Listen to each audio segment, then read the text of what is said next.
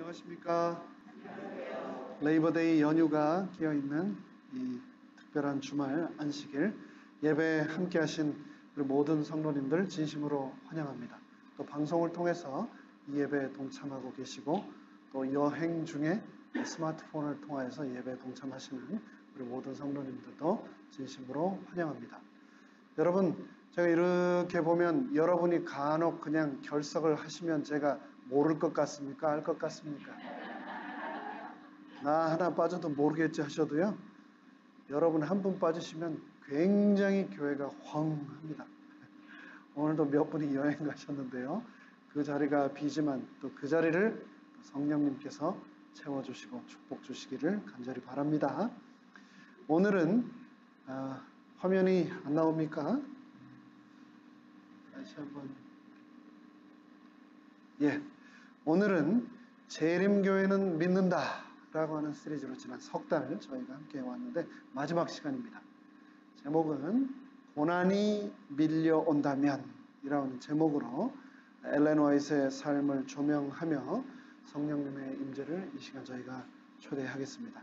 지난 6 안식일 동안 우리는 재림교회는 무엇을 믿는가, 우리의 정체성을 확고히 하는 재림교회의 신조들을 저희가 다시 한번 확인하는 시간을 가졌습니다.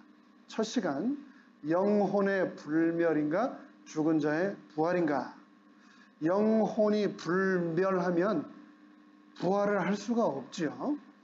함께 결코 할 수 없는 이 교리, 인간은 죽음과 동시에 모든 도모가 소멸되어 잠과 같은 상태에 들어가 재림을 기다리게 된다라고 하는 말씀을 드렸습니다. 악인의 죽는 것을 기뻐하지 아니하고, 두 번째 시간, 사탄의 거짓말, 인간은 영원히 죽지 않는다라는 거짓말과 함께 기독교 안에 영원히 불에 의해 고통당하면서 죽지도 못하는 지옥이라는 교리, 지옥의 형벌을 가르치는 잘못된 교리가 어떻게 들어오게 되었는지를 저희가 살펴보았습니다. 악인조차도 죽는 것을 하나님께서는 원치 않으시며 끝까지 구원하기를 갈망하시는 하나님의 사랑을 저희가 다시 한번 확인했습니다.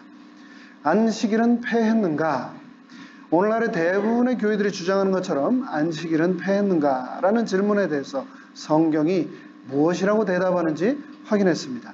예수님은 율법을 폐하러 오신 것이 아니라 완전케 하러 오셨다라고 말씀하셨고, 이 안식일은 천국에서도 영원히 지켜지게 될 것이다 라는 말씀을 저희가 성경을 통하여 확인하였습니다. 안식일을 어떻게 지킬 것인가? 안식일을 존귀한 날, 즐거운 날로 지키며 우리의 몸과 마음을 온전히 하나님과의 교제를 위하여 구별한다면 내가 안식일을 지키는 것이 아니라 안식일이 나를 지킬 것이다 라고 말씀드렸습니다. 예수님, 우리의 큰 대제사장, 3500년 전 하나님께서 모세를 통하여 광야에 짓게 하셨던 성소, 그 성소의 원형이 하늘에 있다. 그리고 십자가에 돌아가신 예수님께서 부활하시고 승천하셔서 지금은 하늘 지성소에서 우리를 위하여 중보하고 계시다. 이 세상 마지막 때에 있게 될 심판에서 나의 대변인, 나의 변호사로 나를 지키고 구원하실 예수님, 그분이 나의 대제사장이며 나의 변호사이시다라는 말씀을 드렸습니다.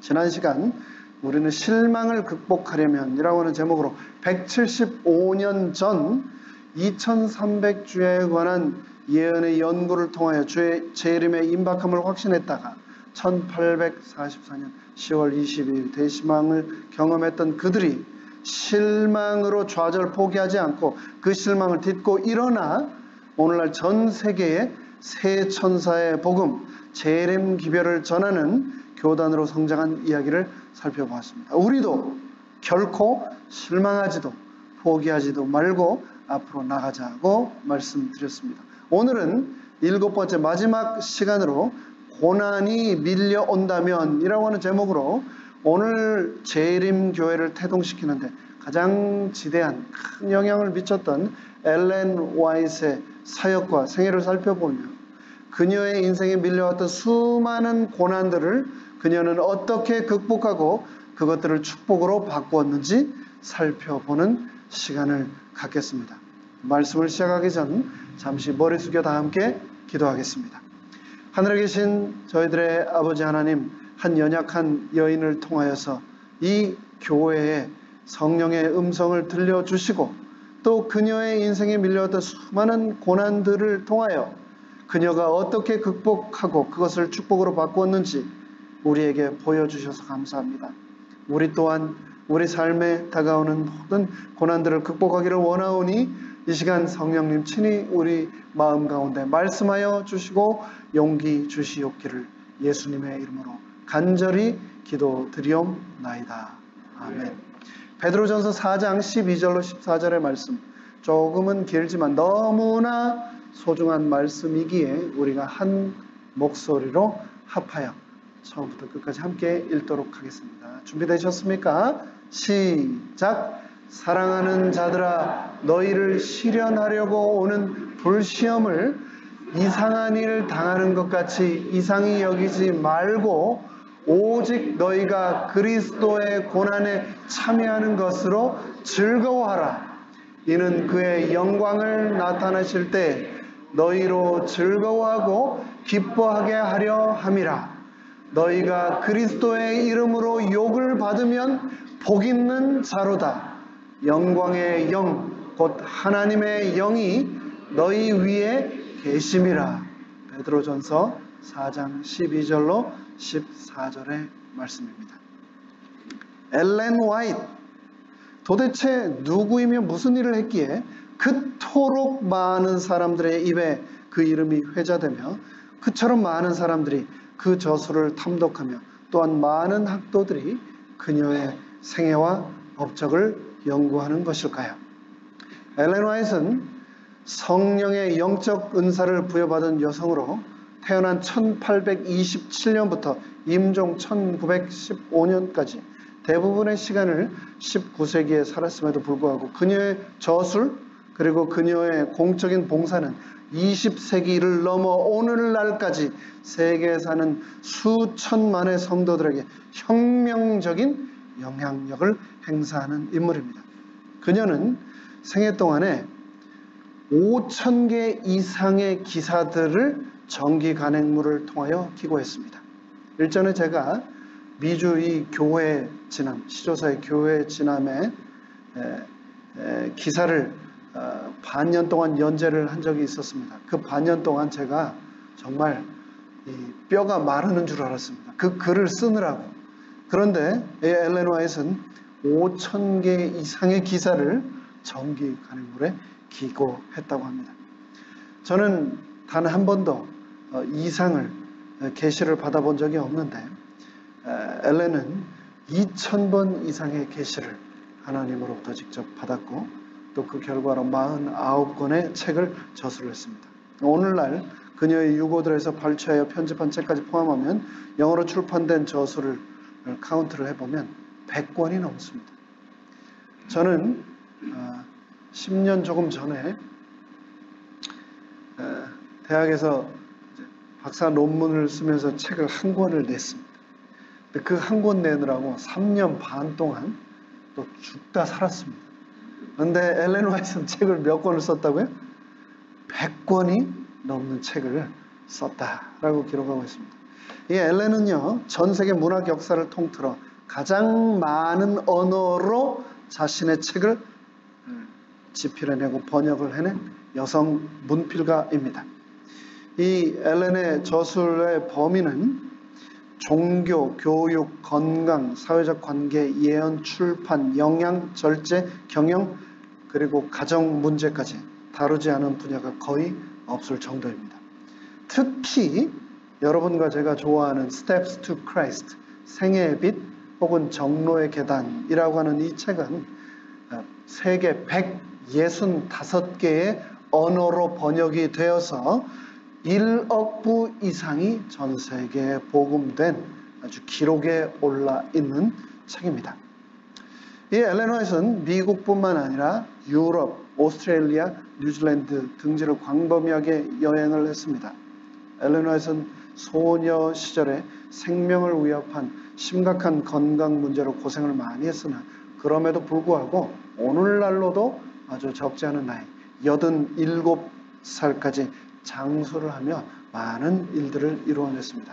엘렌은 한 가정의 주부, 아내, 어머니, 선한 이웃, 다작을 한 저술가, 설교가, 카운셀러, 그리고 개인적으로는 친구로, 그리고 또 신실한 청지기로 수만 명이나 되는 청중 앞에서 강연을 했던 퍼블릭 스피커, 공중전도자, 그리고 세계 역사의 마지막 시대에 부르심을 받은 하나님의 기별자, 그리고 선지자로서의 역할을 수행했습니다. 엘렌 화이트는 또한 병원과, 오늘날 수많은 병원과 각급 학교 및 출판소의 체계를 수립하는 일을 도왔습니다. 이러한 기관들은 오늘날 온 세계 인류에게 생명과 건강, 복음과 진리를 전하는 일에 있어서 중심적인 역할을 감당하고 있습니다. 이런 엘렌 화이트의 생애와 그녀의 서적 그리고 행적들을 접하면서 우리도 모르는 사이에 이 엘렌 화이트를 채식을 하는 성모 마리아 같은 별종이라고 여기고 그녀의 삶이 완전 무결하고 우리와는 완전히 다른 세계의 사람일 것이다 라고 생각하게 되었습니다. 게다가 우리는 엘렌 화이트가 쓴 글들을 인용하여 사람들을 정죄하고 공격하는 데 사용하므로 영감을 주신 하나님의 뜻과 글을 쓴 엘렌 화이트의 의도를 왜곡시켜 왔습니다. 정말 엘렌 화이트가 그것을 원했을까요? 정말 엘렌 화이트가 그녀가 쓴 그런 글들을 통해서 우리가 누군가를 혼내고 정죄하고 이렇게 비판하는데 사용하는 것, 그것을 엘렌 화이트가 정말 바랬을까요? 엘렌 화이트의 결혼 생활에 문제가 있었을까요? 그녀도 결혼 생활에 어려움이 많았습니다. 아들이 넷 있었는데요.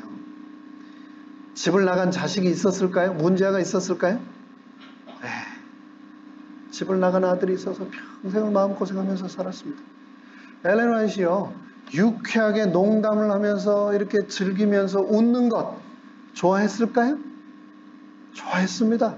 엘렌 화이트도 농담을 즐기고 웃는 것을 아주 소중하게 여겼습니다. 신앙생활을 하면서 엘렌 화이트도 갈등과 투쟁이 있었을까요? 우리가 그랬던 것처럼 엘렌 화이트도 똑같은 그런 것들을 겪었습니다. 오늘 이 시간 우리는 이 엘렌의 삶이 나의 삶과 너무나 똑같았으며 그 삶을 통하여 그녀 또한 실망하고 좌절도 했었고 마음도 아팠지만 그럼에도 불구하고 그 고난을 다 이겨낸 인물이었다는 것을 확인할 겁니다. 이 시간 여러분 설교 듣는다 생각하지 마시고 성경 공부한다 생각하지 마시고 나와 똑같은 한 여인의 인생 속으로 이야기 속으로 들어간다 생각하시고 편안하게 이 시간 맞으시면 좋겠습니다. 이 시간 성령님을 통하여 인간 엘렌 화이트의 내면의 모양과 촉감을 남겨진 문헌들을 통해서 이 시간 우리가 다시 한번 느낄 수 있게 되기를 간절히 바랍니다. 재림교인이었던 P.S. 에드워드는 엘렌 화이트와 가까이 지내는 사람 중에 하나였는데 엘렌 화이트의 외모를 다음과 같이 묘사했습니다. 화이트는 비만하지는 않으나 작고 탄탄한 여인이었다. 짐작이 가시죠? 얼굴은 동그랗고 통통하며 검은 머리칼은 언제나 단장하게 가르마를 하고 뒤로 빗어 넘겨 목 뒤로 따내렸다. 머리가 금발이나 갈색도 아닌 흑발이었다고 묘사를 하고 있습니다. 예쁘지도 곱상하게 생기지도 않았지만 자주 환하게 번지는 따뜻한 미소로 인해 아름다워지는 얼굴을 하고 있었다. 타고난 미인형은 아니었는데 그 얼굴에 항상 미소가 머금은 그런 따뜻한 얼굴이었다. 눈은 큰 편인데 진지하거나 흥분할 때면 더 커지고 웃을 때는 작아졌다. 그녀의 목소리는 다정하고 상당한 설득력을 지니고 있었다. 이 엘렌 화이트 1909년 대총회 신상 명세서 양식에 자신의 모습을 기록했는데 그걸 보면 또 우리가 그녀의 외모를 추정해 볼 수 있습니다. 스스로 엘렌 화이트는 자신의 얼굴 색깔을 비교적 검은 편이라고 기록을 했습니다. 그러니까 아마 햇볕에 많이 그을린 그런 모습이었던 것 같습니다. 그리고 그때 이미 머리가 흑발이었는데 많이 휘어졌다라고 기록을 했습니다. 자기의 키를 5피트 2인치, 그러니까 약 157cm, 몸무게는 140파운드, 약 64kg라고 적었습니다. 제가 이게 여성의 키와 몸무게라 가름을 할 수 없어서 살짝 여쭤봤는데 키에 비해서 몸무게가 조금 나가는 편이라고 그러네요. 그래서 우리가 흔히 생각하기에 엘렌 화이트는 채식 해가지고 고기 먹지 말라 해서 아주 마르고 그냥 이 옷이 그냥 헐렁헐렁한 그런 걸로 생각을 할 수가 있는데 실제로 보니까 5피트 2인치, 157cm 키에 64kg, 140파운드의 몸무게. 생각보다는 좀 나가셨구나. 그래서 생각을 할 수가 있는데 그 이유를 또 알았습니다. 기록에 보니까 와이시 특별히 노년에 사고를 당했는데 발목하고 골반을 다쳤답니다. 그래가지고 원하는 만큼 운동을 충분히 할 수 없어서 노년에 특별히 체중이 조금 더 불어나게 되었다라고 합니다. 1909년 대총회 신상 명세 양식에 어떤 학교에서 언제 무슨 학위를 받았습니까? 라고 하는 질문에 와이트는 none, N-O-N-E 학위가 없다라고 기록을 했는데 우리가 아는 것처럼 화이트는 9살 때까지 메인주 포틀랜드에서 공립학교를 다녔었고 또 12살 때 사립학교를 잠깐 다녔는데 이것이 그녀가 받은 모든 교육의 전부라 했습니다. 9살 때 같은 반 친구가 던진 돌에 얼굴을 맞아가지고 굉장히 큰 부상을 입었었죠. 그 후 몇 주 동안 사경을 헤매다가 간신히 살아는 났지만 그 부상으로 인해서 더 이상 학교를 다닐 수 없었다라고 했습니다. 근데 그 사고가 있은 지 50년이 지난 후 엘렌은 다음과 같이 말했습니다. 그 당시에 쓰디쓰고 감당하기 어려웠던 그 일, 친구가 던진 돌에 맞아가지고 얼굴에 코가 부러지고 쓰러지고 그랬던 그 일이 모습을 달리한 축복임이 판명되었다. 이 세상의 즐거움을 앗아간 그 잔인한 타격은 내 눈을 하늘로 돌리게 하는 수단이 되었다. 내가 어렸을 때 슬픔이 눈을 가려 주님 안에서 위로를 찾지 않았더라면 나는 예수님을 알지 못했을 것이다. 라고 기록했습니다. 엘렌이 쌍둥이였다는 거 아십니까? 그 가족이 총 8남매였는데 8번째 그것도 쌍둥이로 태어났습니다. 여러분 보시기에 여기가 엘렌이고 여기가 쌍둥이 동생 엘리자벳, 줄임말로 리치였습니다. 1827년 11월 26일 메인주 고렘에서 이렇게 태어났는데 마지막 8번째 이 두 아이가 여자 쌍둥이로 태어났습니다. 모자를 만들어 팔던 아버지는 나중에 가족들을 데리고 메인주 포틀랜드로 이사를 했는데 그 포틀랜드에서 이 엘렌의 어린 시절을 대부분 보내게 됩니다. 나중에 이 엘렌의 부모님, 아버지, 어머니 두 분도 다 같이 밀러의 재림 운동에 가담을 했고 나중에 두 분 다 재림 교인이 되셨습니다. 연로하신 언제 한 번은 이 딸 집에 사위와 함께 이 장인 장모님이 상당히 같이 살기도 했습니다. 그 집들이 지금 배틀크릭 미시간에 가면 다 있습니다. 이 엘렌은 위로 이제 7남매 언니와 오빠들이 있었는데 이 언니 오빠들 중에 안식일을 지키는 재림 교인이 된 사람은 둘밖에 없었다. 오빠 로버트, 언니 사라. 동생이 하나님으로부터 계시를 받고 이 교회에 정말 혁혁한 큰 지도자가 되고 그렇게 수많은 시간을 통해 언니와 오빠들에게 그렇게 부탁을 했음에도 불구하고 재림교인이 된 사람은 몇 밖에 없었다고요? 둘밖에 없었다. 참 가족 전도하는 게 이렇게 쉬운 겁니다. 이 계시를 수천 번 받았던 와이도 어려웠으면 나는 얼마나 어렵겠습니까? 그러니까 여러분 가족 중에 기별을 받아들이지 않고 하나님 예수 그리스도를 개인의 구주로 영접하지 않는다고 너무 실망하지 마십시오. 이것은 그 누구에게나 다 어려운 일이었다. 엘렌 화이트에게까지 우리가 확인할 수 있습니다. 특별히 엘렌은 그 형제들 중에서 자기 쌍둥이 동생 이 엘리자벳 리치에게 정말 많은 기도와 편지와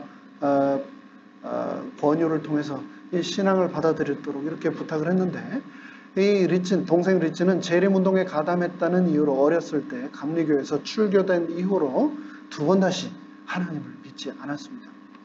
엘렌은 이 동생 리치를 위해 죽을 때까지 간절히 호소를 했는데 신앙을 끝까지 받아들이지 않았는데, 특별히 이 동생의 딸, 어린아이가 죽었을 때 엘렌이 이상을 보았습니다. 그리고 엘렌은 부활의 아침에 아기들이 일어나 엄마 품에 안기는 장면을 보고 그것을 이제 동생에게 이렇게 기록을 했습니다. 많은 어린이들이 그곳에서 어머니를 찾지 못할 것이다. 부활의 날 아침에 많은 어린아이들이 부활을 했는데 그 부활의 자리에 엄마들이 없는 겁니다. 왜요? 하나님을 믿는 신앙을 지키지 않았기 때문에. 천사들은 어머니가 없는 갓난 아이들을, 그 아이들을 받아서 그 아이들을 생명나무가 있는 곳으로 천사들이 데리고 간다. 이상을 본 겁니다. 하나님께서 에바, 자기 조카입니다. 에바의 사랑하는 어머니 리치, 자기 여동생, 쌍둥이 여동생. 하나님께서 내 사랑하는 쌍둥이 여동생 리치가 재림의 날, 그 자리에 부활의 날 설 수 있게 하시기를 나는 간절히 원한다. 이렇게까지 했는데 결국 이 쌍둥이 여동생은 예수님을 개인의 구주로 영접하지 않았습니다. 얼마나 마음이 아팠을까요? 엘렌 화이트이 말을 타고 등짐을 지고 산길을 넘어가는 모습 여러분 상상이 갑니까? 앉아가지고 막 책만 쓰고 게시만 받을 것 같은데 그런 모습이 여러 군데 등장을 합니다. 특별히요, 엘렌이 태평양의 거대한 파도 앞에서 즐거워하는 모습, 막 배를 타고 막 파도를 타면서 즐거워하는 모습, 막 소리를 지르면서 그런 모습을 여러분 상상하실 수 있겠습니까? 큰 배를 소유한 샌프란시스코에 사는 한 교인이 엘렌과 그의 몇 친구들을 초대해서 샌프란시스코 만과 바다를 구경시켜준 일이 있었습니다. 물결이 잔잔한 만을 지날 땐 다들 좋아했었는데 탁 트인 태평양으로 나오자 파도가 엄청나게 커지기 시작했습니다. 그 큰 파도를 맞으면서 사람들의 배에서 전부 다 막 혼비백산하고 또 자기 함께 했던 두 며느리들은 멀미 때문에 막 정신없어 했는데 그 와중에 엘렌 화이트는 그 파도를 바라보면 너무나 신나게 막 소리를 치면서 그 항해를 인조이했다라고 서신에 기록이 되어 있습니다. 높은 파도가 일고 있어서 우리는 위로 치솟았다가 아래로 곤두박질 치기를 계속했지요. 속으로는 얼마나 기분이 좋았는지 모릅니다. 하지만 아무에게도 말할 수 없었습니다. 정말 멋있었어요. 우리 위로 물보라가 치고 파도를 지켜보던 노련한 선장이 명령을 내리면 선원들이 일사불란하게 움직이는 모습, 바람은 세차게 불었고 저는 생애에서 일찍이 이렇게 즐거워 본 일이 없는 것 같아요. 남편에게 쓴 편지입니다. 아이고 안전하게 무사히 잘 갔다 왔냐 했더니 괜찮았던 게 아니고 사실 나는 너무너무 좋았다. 그러면서 후에 자세하게 그 바다에서 파도를 치는 그 배를 탄 경험을 통해서 갈릴리 바다를 항해하셨던 예수님의 모습을 더 잘 상상하고 글을 쓸 수 있었다라고 하는 기록을 했습니다.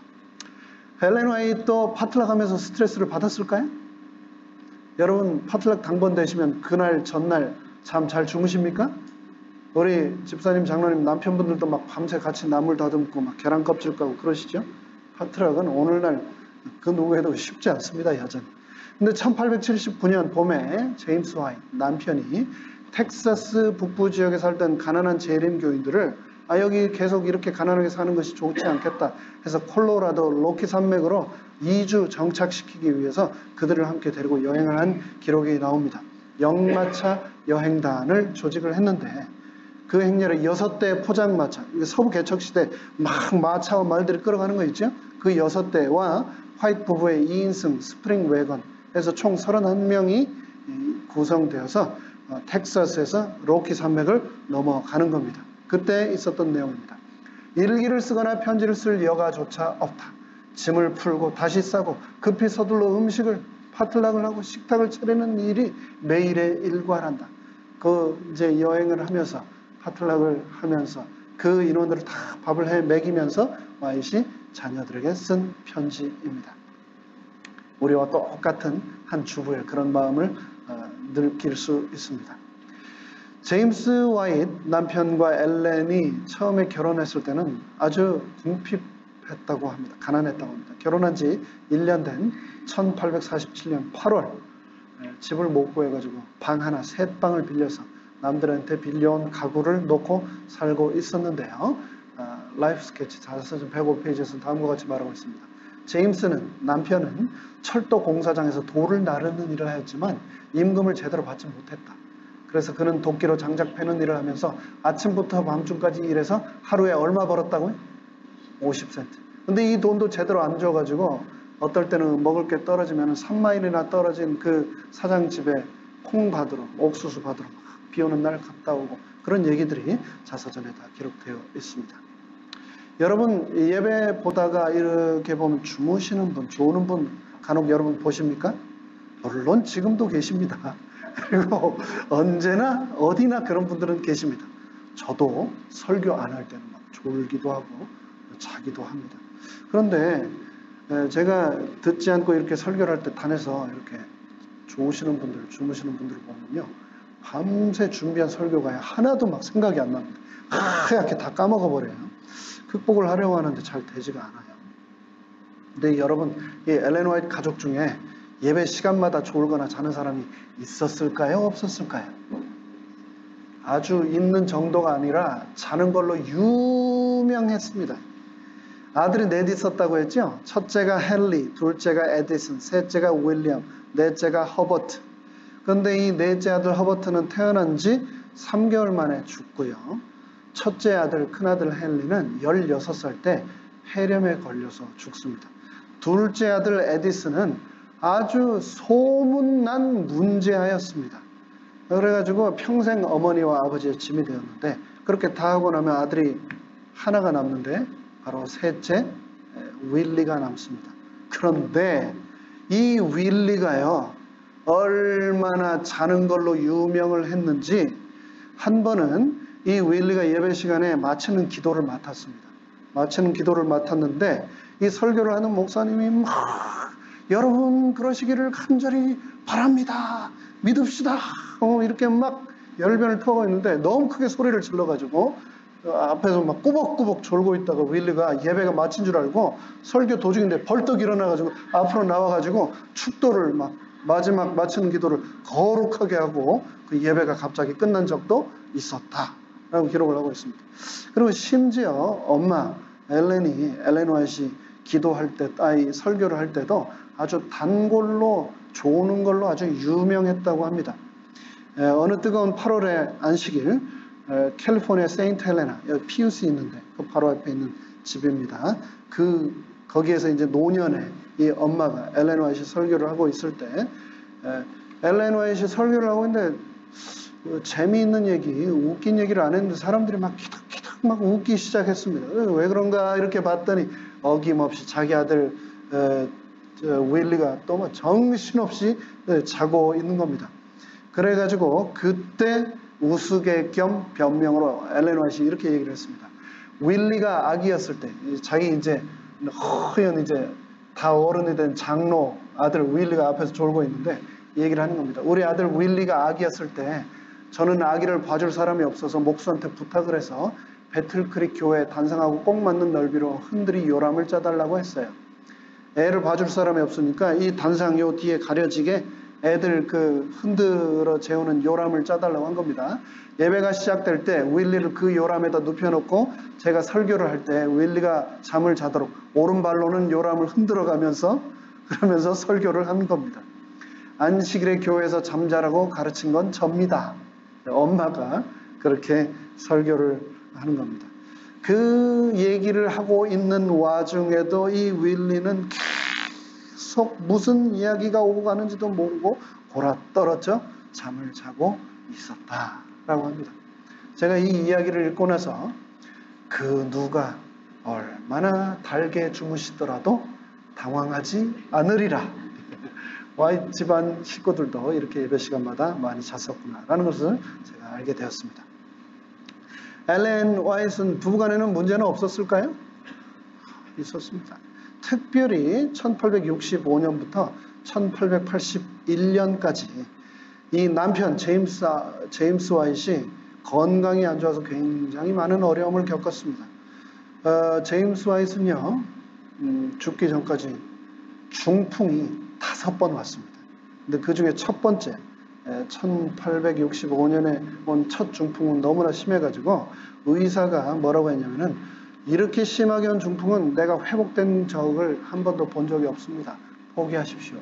그런데 와이시 포기하지 않고 남편을 데리고 요양원을 돌아다니면서 1년 반 동안 지극정성으로 간호를 하고 그 결과로 자기네 집 배틀크릭으로 돌아갈 수 있게 되었습니다. 하지만 그 이후로 거의 일 중독자였던 워커홀릭이었던 이 제임스 화이트는 중풍을 4번이나 더 겪었고 그 과로로 인해서 우울증에도 시달렸다고 합니다.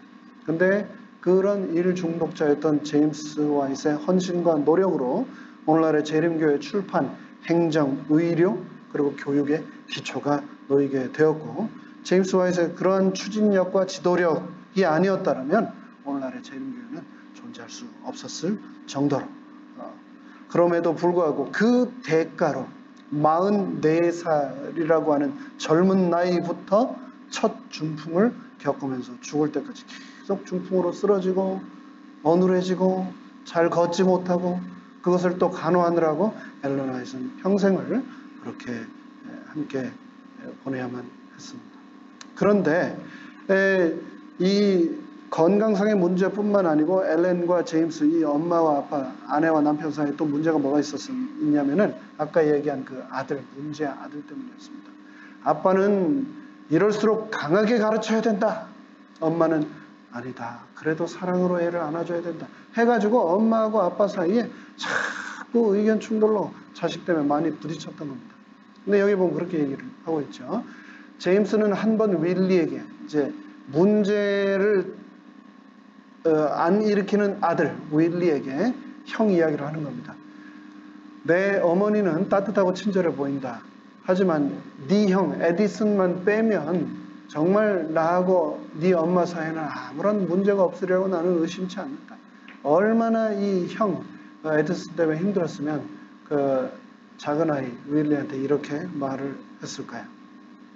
내 자식이 말 안 듣고 학교 안 가고 문제 일으키고 그래도 너무 하나님 원망하지 마십시오.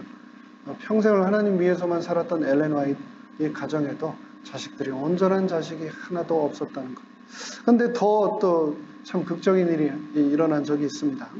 1856년 5월 그나마 아주 반듯하게 잘 자라주었던 아들 이 윌리가 21개월 됐을 때, 만 2돌이 안 됐을 때 이 아이가 걸레를 빤 물이 가득 담긴 통, 욕조에 나뭇가지를 띄우고 놀다가 이 아이가 가정부가 아이를 잠시 두고 뒤뜰에 나무를 가지러 갔다가 왔는데 와보니까 아이는 안 보이고 그 물통에서 애 발만 이렇게 나와 있는 겁니다. 그래가지고 엄마가 깜짝 놀래가지고 물통에서 그 아이를 꺼냈는데 이미 숨이 멎었어요. 그래가지고 그 광경을 목격하자마자 이 엄마가 아이를 물통에서 꺼내가지고 옷을 다 찢어가지고 아이를 그 집 앞에 잔디밭에 막 굴렸습니다. 읽을게요. 입과 코로 물이 흘러나왔다. 이웃들은 모여서서 엄마가 정신없이 아이를 굴리는 것. 그때 당시에는 이 인공호흡법이 없었나 봅니다. 그래서 그렇게 숨을 못 쉬면 어떻게 했냐면 막 굴렸대요. 그게 이제 인공호흡이죠. 아이를 굴리는 것을 주위 사람들이 15분 동안 구경하였다. 그들은 소용없는 짓이라고 했다. 어떤 엄마들은 죽은 아이를 저렇게 끔찍하게 다루다니 누구 좀 저 애를 빼앗아요 라고 할 정도였다. 20분이 흐르고 그런데 엄마가 끝까지 포기하지 않았습니다. 20분이 흐르고 나서야 가냘픈 생명의 기운이 보이기 시작했다. 끈질긴 엄마의 사랑이 아이를 살린 것이다. 20분 동안 쉬지 않고 아이를 굴렸더니 애 입에서 코에서 물이 푹 터져 나오면서 아이가 숨을 다시 쉬기 시작한 겁니다. 엘렌과 제임스 이 두 부부는 3년 사이에 아들 둘을 잃었습니다. 아까 말씀드린 것처럼 먼저 태어난 네 번째로 태어난 갓난아기 존 허버트는 1860년 9월 20일에 태어나서 그해 12월 14일에 돌이 100일이 채 되지 않은 상태에서 죽고 말았습니다. 내 사랑하는 아기는 너무 아파했다. 24일 동안 밤낮으로 우리는 아기를 애타게 지켜보았다. 아기의 고통을 눈으로 보면서 어떤 때는 감정을 주체할 수 없었다. 아기의 가쁜 숨소리를 들으며 맥박이 뛰지 않는 손목을 만지며 나는 아기가 죽을 수밖에 없음을 알았다. 아기의 숨소리가 힘없이 깔딱거리다가 멈추는 것을 우리는 지켜봤다. 내 마음은 너무 아파 터져버릴 지경이었다. 엄마가 아이가 죽어가는 모습을 이렇게 지켜본 겁니다. 그리고 또 3년 후에, 그로부터 3년 후에 자기네 가장 큰 아들 헨리가 16살인데 그 큰아이가 폐렴으로 죽게 되었습니다. 폐렴으로 죽어가던 큰아이 헨리는 엄마, 내가 예수님 재림하시는 부활의 그날 사랑하는 내 막내 동생 볼 수 있도록 100일도 안 돼서 죽은 우리 막내 동생 허버트 옆에 묻어주세요. 그래가지고 지금 베르크릭에 가면 이 넷째와 첫째 아이가 나란히 묻혀 있습니다.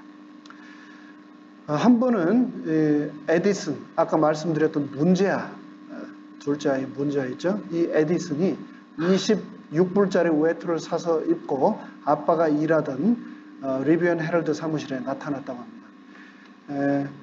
그때 당시 26불이면요, 오늘날로 한 10,000불 정도 하나 봅니다. 굉장히 비싼, 그러니까 이 허세가 굉장히 심했나 봐요.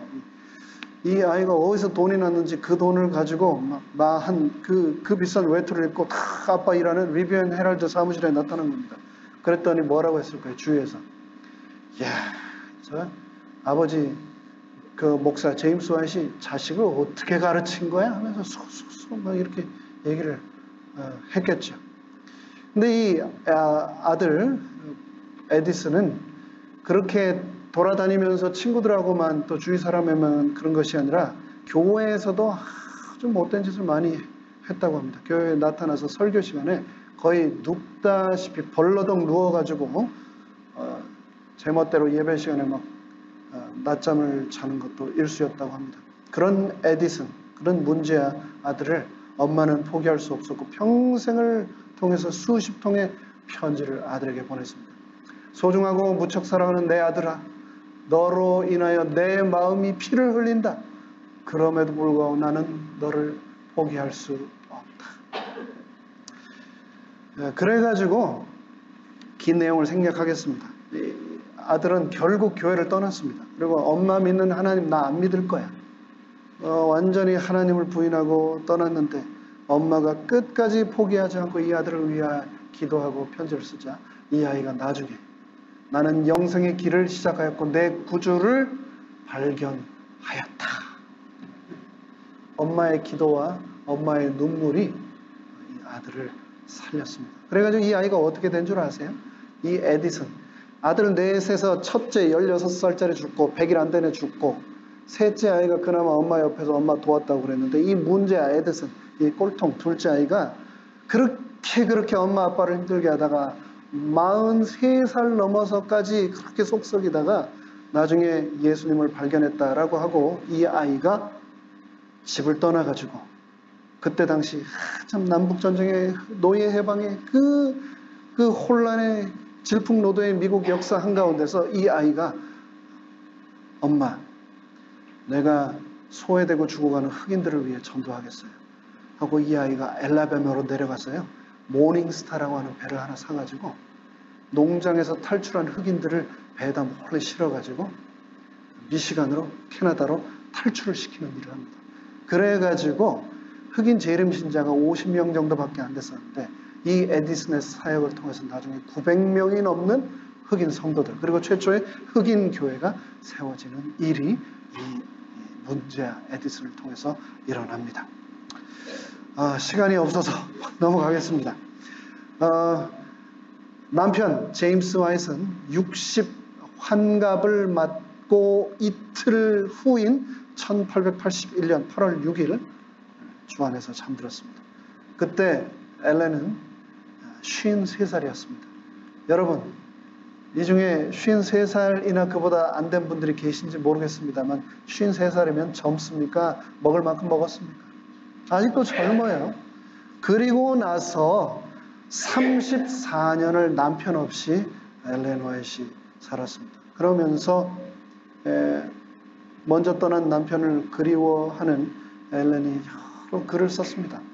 남편이 죽은 지 5주일 후에 콜로라도 오두막집에서 쓴 편지입니다. 네 아버지가 날이 갈수록 더 그립구나 라고 그녀는 윌리에게 말했다. 셋째 아들에게. 산에 오니 아버지를 잃은 느낌이 더하다. 남편과 함께 보는 산과 남편이 없이 혼자 보는 산이 이리도 다르구나.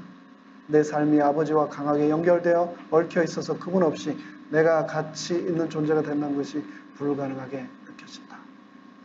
남편이나 아내를 먼저 보내신 우리 성도님들은 이 말씀이 정말 가슴에 와 닿을 거라고 생각합니다.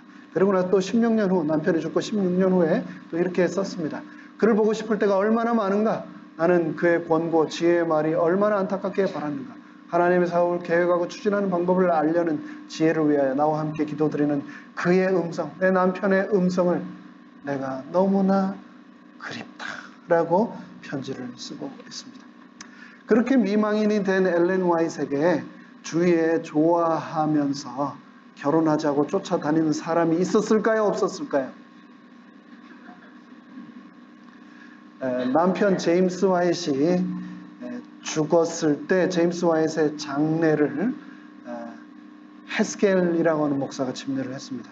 그런데 이 헤스겔이라고 하는 목사님은 엘렌 화이트이 직계 가족을 제외하고 가장 많은 서신을 주고받았던 사이였는데 기록을 통해서 우리가 아는 한으로는 엘렌 화이트에게 남편이 죽고 난 엘렌 화이트에게 프로포즈를 했던 유일한 사람이었습니다. 나와 결혼을 해달라고 프로포즈를 했는데 엘렌 화이트이 내 아들 윌리가 내 옆에 있으니까 걱정하지 마시오 하고 끝까지 그 프로포즈를 거절하고 독신으로 생을 마감했다라고 기록을 하고 있습니다. 음식물에 관해서 우리가 여러 엘렌 화이트의 저술을 이용해 가면서 우리가 인용을 하는데 이런 글을 남겼습니다. Counsels of Diet and Food. 식생활과 음식물에 관한 권면 491페이지에서 나는 가정에서 다른 식구들은 내가 먹는 것과 같은 것을 먹지 않는다. 나는 나 자신을 그들의 표준으로 내세우지 않는다. 각 사람이 자기에게 무엇이 가장 좋은지에 대하여 자기 자신의 생각을 따르도록 내버려 둔다. 나는 다른 어떤 사람의 의지든지 내 뜻으로 얽매이지 않는다. 먹는 문제에 있어서 이 사람이 저 사람의 표준이 될 수 없다. 모든 사람이 따라야 할 하나의 규칙을 만든다는 것은 불가능하다. 엘렌 화이트이 너무나 분명하게 음식물에 관해서 하나님으로부터 메시지를 받았음에도 불구하고 결코 강요하지 않았다라고 기록을 하고 있습니다. 우리는 건강기억을 다른 사람을 잘라내거나 잡아들여서 꼭 맞게 맞춰야 하는 쇠침대처럼 여기지 않는다. 한 사람이 다른 모든 사람의 표준이 될 수 없다. 우리가 원하는 것은 건전한 상식을 곁들이라는 것이다. 극단주의자가 되지 말라. 이 음식 먹는 문제 가지고 극단주의자가 되지 말라고 부탁하고 있습니다. 엘렌은 음식물에 관하여 분명한 의견을 가지고 있었지만 동시에 육식이나 심지어 돼지고기를 먹는 일도 신자됨의 시금석이 되어서는 안 된다라고 말했습니다. 그러니까 누가 돼지고기 먹는다고 심지어 돼지고기를 먹을지라도 그것 가지고 그 사람을 판단해서는 안 된다라고 화이트는 말했습니다. 굉장히 수줍음이 많아가지고 15살 될 때까지는 공중기도조차 한 번도 드려본 적이 없는 사람이 바로 엘렌이었는데 1844년 12월 첫 계시를 받고 난 다음 그 부담 때문에 이 능력을 다른 사람에 옮겨달라고 하나님께 그렇게 기도를 했지만 하나님께서는 계속해서 그녀에게 말씀하시기를 내가 너에게 보여준 것을 사람들에게 알리라. 하나님께서는 그녀에게 계속해서 이 말씀을 하셨습니다. 그리고 화이트는 자신의 의지를 하나님께 굴복하고 그 명령에 순종하였습니다. 엘렌이 노년이 되어 수년간 건강이 점차 악화되어 갔습니다. 1915년 2월 13일 넘어졌습니다. 왼쪽 대퇴골에 부상을 입었습니다. 그리고 나서 150일 후인 7월 16일 세인트 헬레나 부근 바로 피우스에 있는 데죠. M7 자택에서 숨을 거두었습니다. 이제 내년도에 저희가 야영회를 경영하기 위해서 올라가면 여기 전부 다 견학을 할 겁니다. 서부 지역 모든 성도님들을 모시고 저희가 안내를 할 거예요. 7월 18일 일요일 의생병원 근처 M7 잔디밭에서 첫 장례식이 있었는데 약 400여 명의 친구와 이웃들이 참석을 했고, 두 번째 예식은 오클랜드, 캘리포니아 오클랜드에 있었는데 약 1000여 명의 조문객들이 참석을 했다라고 합니다.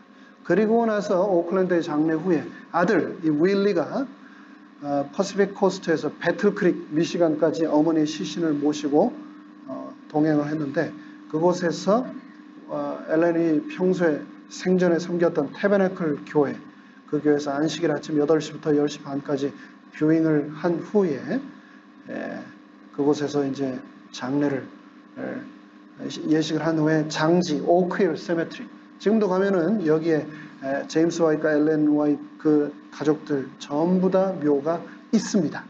저기에서 이제 장례를 하관을 했는데, 그 화이트의 엘렌의 묘 위에 십자가에는 리본에 이런 글자가 있었습니다. 나는 내가 믿는 분을 안다. I know whom I have believed.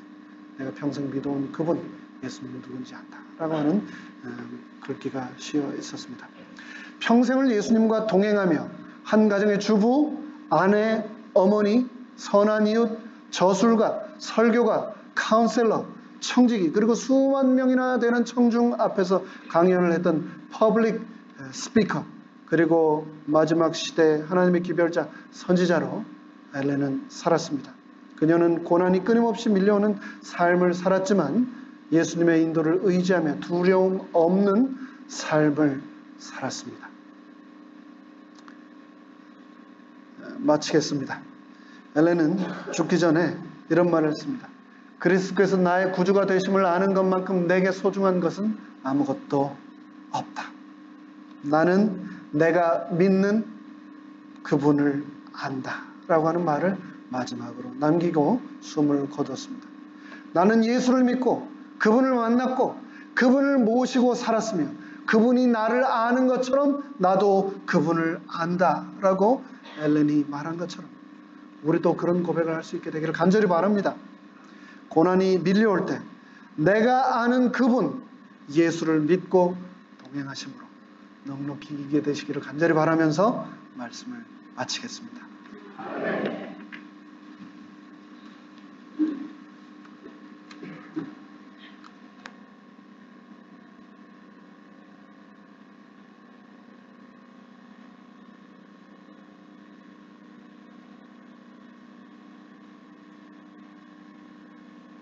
지나가시구나.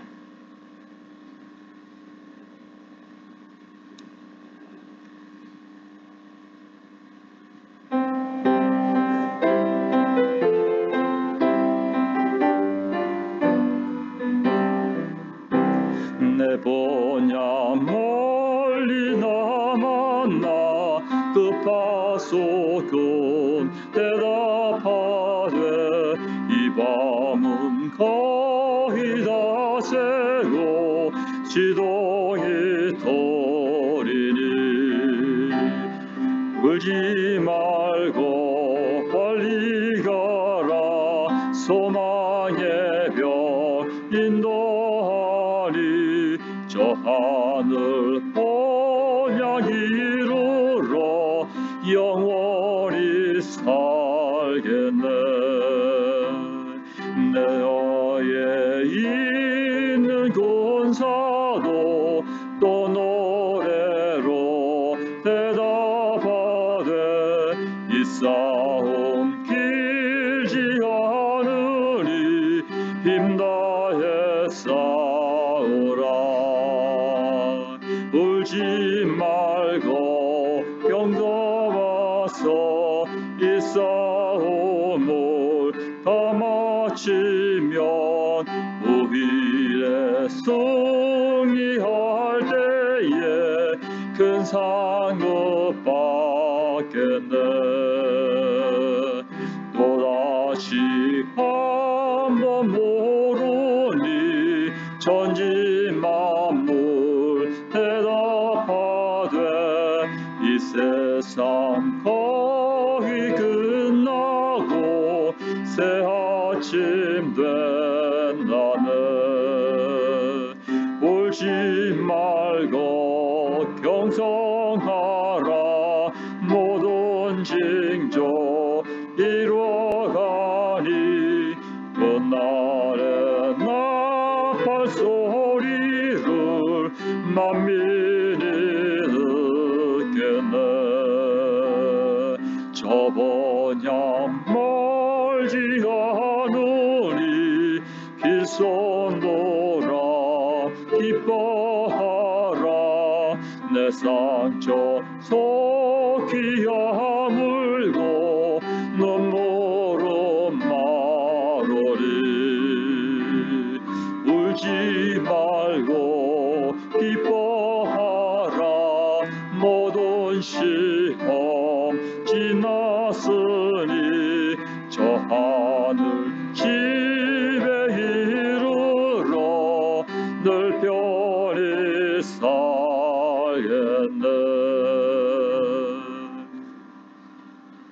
하늘에 계신 저희들의 아버지 하나님, 우리는 저 하늘 본향을 향하여 오늘도 걸어가는 나그네의 임을 기억하게 하여 주시옵소서. 그 길이 비록 험하고 그 길에서